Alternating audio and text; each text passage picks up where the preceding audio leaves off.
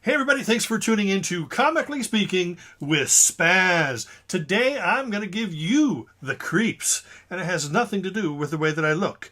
Let's turn time back to the early 70s when I used to go into Vaughn's or Save-Ons or Newberry's, and I would go through and I'd go through the DC and the Marvel comics and I'd pick whatever my 25 cents would buy, Spider-Man, Superman, Batman, whatever.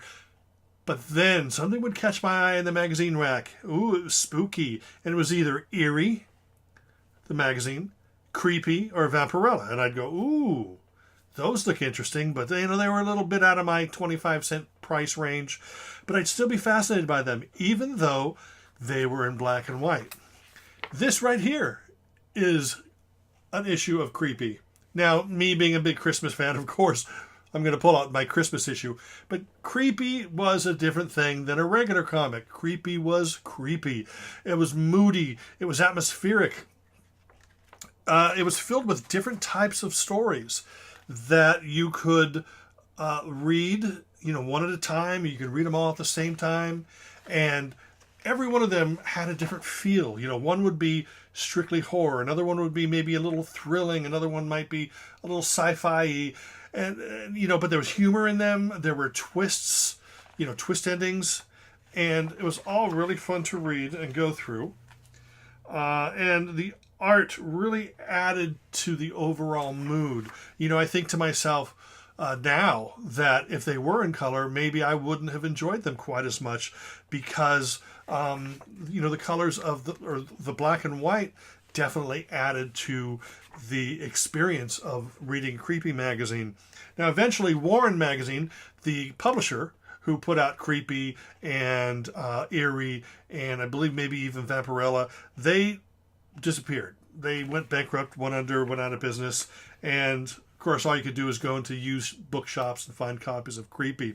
Then later on, Dark Horse decided to resurrect Creepy, and they put it in comic form. And they had black and white, and they also had color stories as well.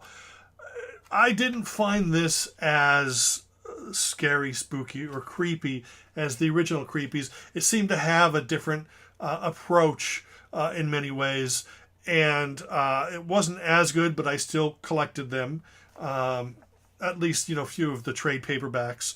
But and then, of course, this issue because it has such a great cover.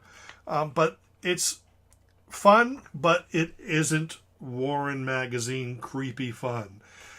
Until all of a sudden on the shelves, I guess it must have been 2 years ago maybe, the Creeps arrived. That's right, the Creeps. This magazine is a true resurrection of the spirit of Creepy and Eerie.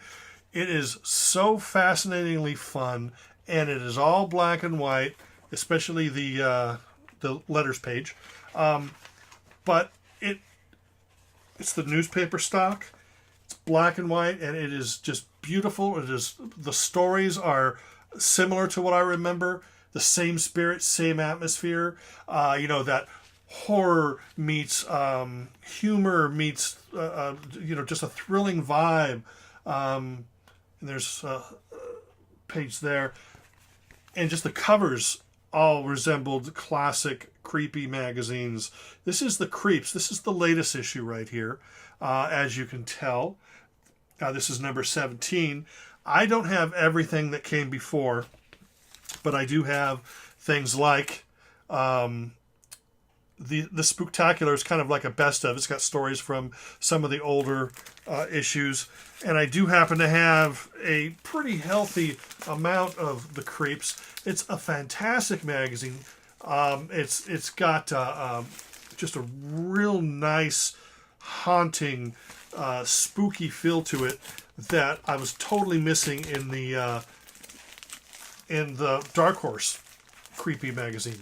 So these are definitely things you should, try your local comic shop, and they may have a few of them on the shelf. They're definitely worth your time.